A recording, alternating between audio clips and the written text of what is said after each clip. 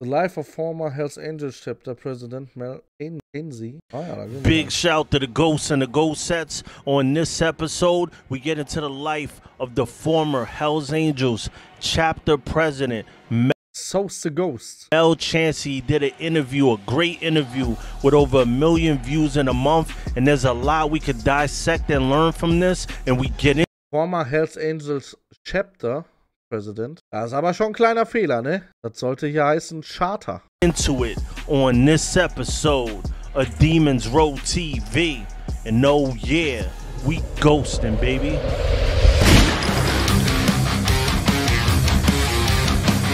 Ey, der kleine Sack.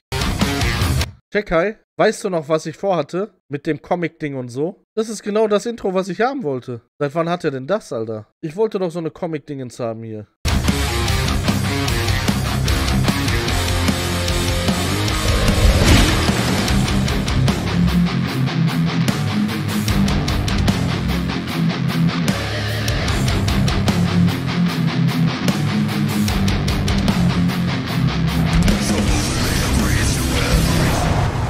Big shout to the ghosts and the ghost sets. Welcome to Demons Row TV, the holy grail of MC culture, where we cover everything motorcycle and motorcycle club involved. I'm Was habe ich gekriegt, Alter? Ich habe hier so eine Scheiße hier. Aber ich wollte sowas. So's the Ghost. I'm your host for the evening, and today we talk about Mel Chancey opening up shop in Chicago, a outlaw-run city, and he comes in there. Ja, aber das Logo, ja, aber ich habe es das erste Mal als dieses Comic-Intro gesehen. Und ich wollte die ganze Zeit, seit letztem Jahr, so ein Comic-Intro für meinen Kanal haben. Und ich habe auch Leute dafür bezahlt, bei 5M, weiß nicht, ob ihr das kennt. Das sind ja so Künstler und so, die du dann beauftragen kannst. Und ich habe da mit mehreren Künstlern gesprochen. Ich hatte auch Kohle schon bezahlt, aber die haben es halt nicht hingekriegt. And makes an impact, and we're gonna break down his interview and just talk about Leute im Discord von früher, die wissen das noch. Jeder Checker weiß da auf jeden Fall Bescheid. How rough it is, because a lot of people talk about opening a club, and there's a lot of things that I have talked about on this show that he actually answers certain questions from his life experiences. So we're gonna get... Alter, was ein Bild, oder? Da steht ein Biker, Alter, mit seiner Maschine und guckt die ganzen Bullen an, Helikopter, von da die Bullen, bis voll im Spotlight. Denkst du nur so, okay, ich habe gar nichts gemacht, ich habe nur eine Bier getrunken. Get into this clip from the Always Forward podcast. Nee, diese Sache mit Schlagen und sag mal hier, Kuttentaufe, dich da, Kutten verprügeln und so, Kuttenschlag, das kenne ich so nur von den, von Satudara. Die Bandidos machen sowas nicht. The link is in the description for the full video. Support it. It is a great interview. Run this first clip. Then that's when things started getting crazy in Chicago between us and the Outlaws, you know, because now we're in town and we're starting to grow and everything, and that's where they started, you know. Mach mal Untertitel mit an, dann kann man es vielleicht ein bisschen besser verstehen. It was their home base right there in Chicago, and the club that the Angels absorbed that I was part of was a club called the Hells Henchmen. So we prospected for the Angels and then became a Hells Angel chapter. Box sagt Cengiz, ich glaube nicht, mein Freund. So once that happened, you know, the city of Chicago flipped on its side. And then, you know, the other motorcycle clubs were told, you better take a side, not from us, but from the Outlaws. Like, you better take a side.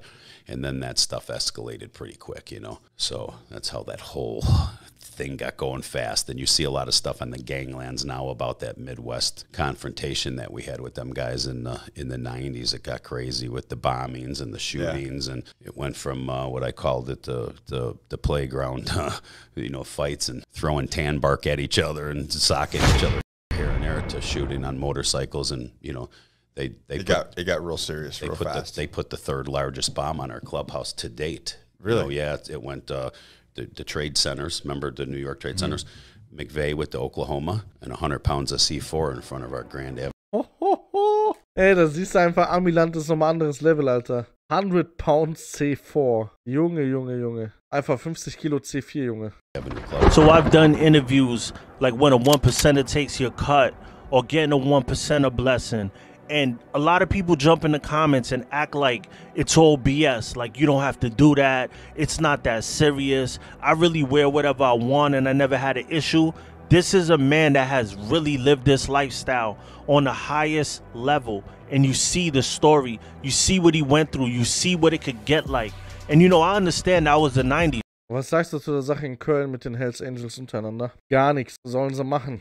But things happen all the time. Things happened a couple of weeks ago. You know, like, it happens. Now, I've spoken a lot of times on this show about entrapment and the way these people infiltrate clubs. They commit crimes or they get you to commit the crime and then they entrap you when you get locked up. So when people look at certain clubs, they're like, oh, that's a gang, that's this, that's that. But what about the person that infiltrated, that brings the crime to the table for them to commit? One of the guys that was in the club with me, I didn't know that he got busted, and he decided to go to work for the feds. So they put him on the street. They busted him they raided his house at 3 o'clock in the morning. This is what we got you on. You're looking at 60 years at 85%. You want to work? And he said, I do. Okay, we're putting you on the street. No one even knows you got busted. You're signing this agreement with us. You guys didn't know. Had not had a clue. So he's now, you know, in the club out there, and the two guys that he introduced me to were FBI agents that, you know, I didn't know. They were posing as mobsters from St. Louis.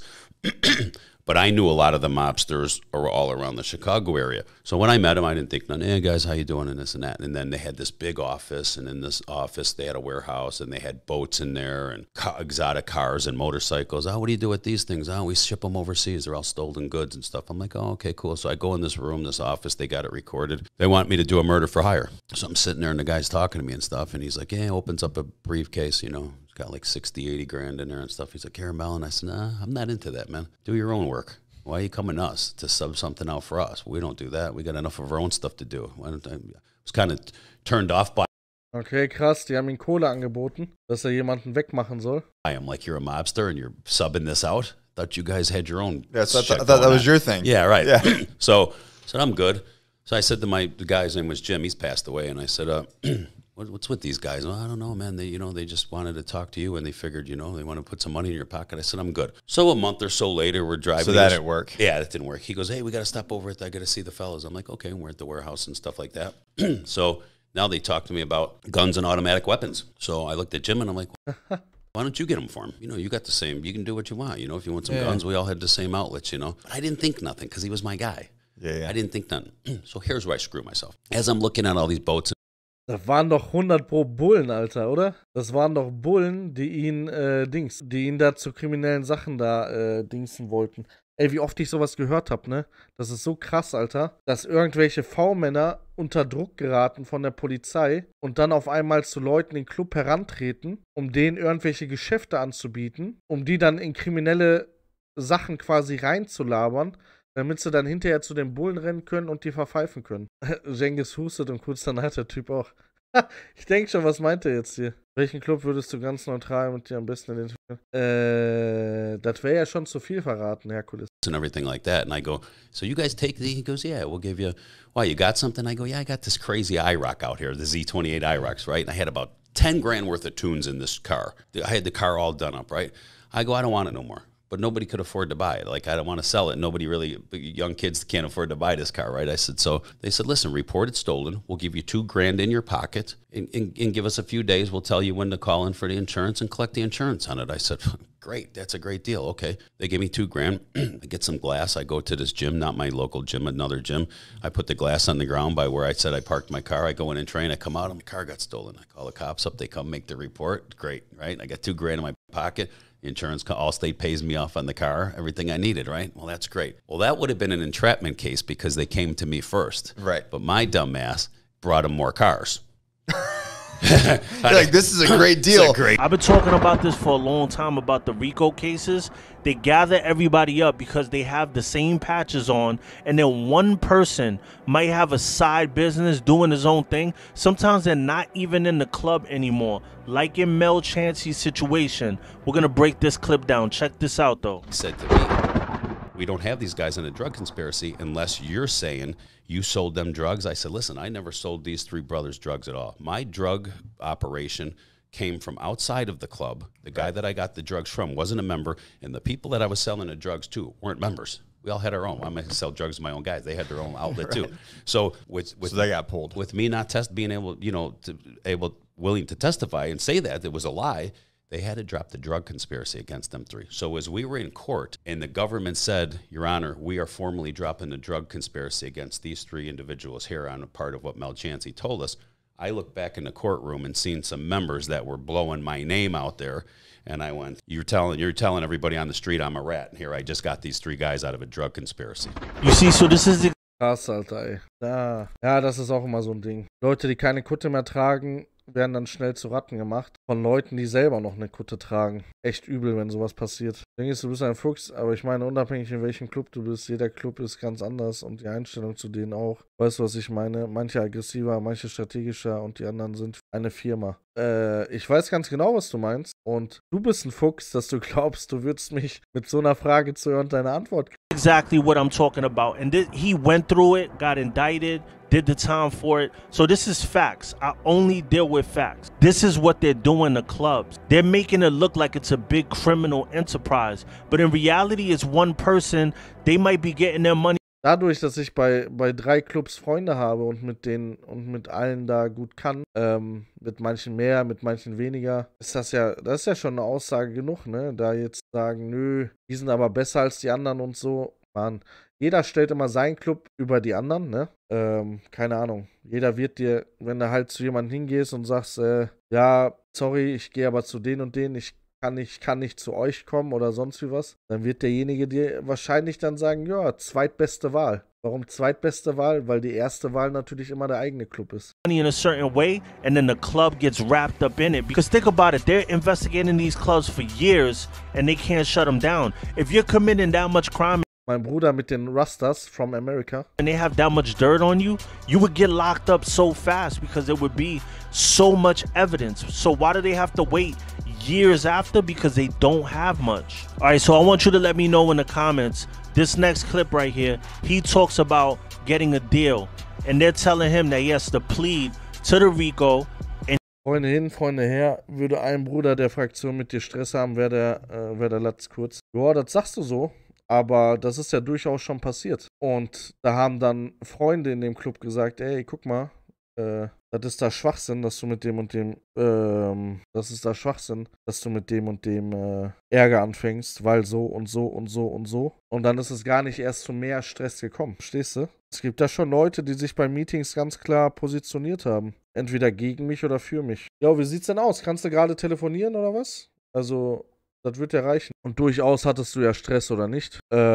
Es geht. Also eigentlich konnte der Stress immer geklärt werden, bevor es irgendwie eskaliert ist. And he won't wind up getting 25 years. The whole group of them won't wind up getting 25 years. They get 5 years, whatever the time is. Me sitting down and doing that profit, they call it a... Mal, solange ich ja nicht... Ein Manuelsen und seine Shababs sind immer noch nicht gut auf dich zu sprechen, hat ja einen Grund. Also, ob die gut auf mich zu sprechen sind, ist ja völlig egal. Fakt ist, wenn man sich sieht, dann grüßt man sich, ja. Salam alaikum, alaikum salam, wie geht's dir? Gut, ja, soweit, ja, wie geht's dir? Auch gut, tschüss. So. Ob die mich insgeheim nicht mögen oder doch mögen, ne, oder in dem Fall halt vielleicht nicht mögen, ist ja völlig egal. Trotzdem, die grüßen dich, natürlich grüßen die mich, klar. Ich bin jederzeit in Hamburg, Altstadt, willkommen, kann da hinfahren. Und die grüßen, wenn ich grüße, grüßen die genauso zurück. Oder wenn die mich sehen, dann grüßen die genauso. Alles kein Problem. Die grüßen dich ohne Stress, ja, ohne Stress. Und was meinst du denn,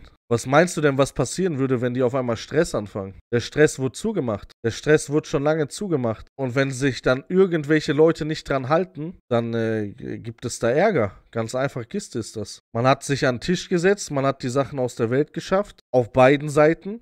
Und wenn sich eine Seite auf einmal nicht dran hält, dann regnet es aber Backpfeifen. Da geht nicht, dass das dann, also, wenn man sich, das macht ja auch keiner. Wenn du dich an den Tisch setzt und Frieden geschlossen wird und man eine Abmachung hat, dann kannst du doch nicht einfach am nächsten Tag Faxen machen. Ja, aber ich glaube nicht, dass die sich entschuldigt haben. Glaubst du, ich habe mich entschuldigt? Das würde mich mal interessieren. Glaubst du, ich habe mich entschuldigt? Ja, glaubst du? Okay.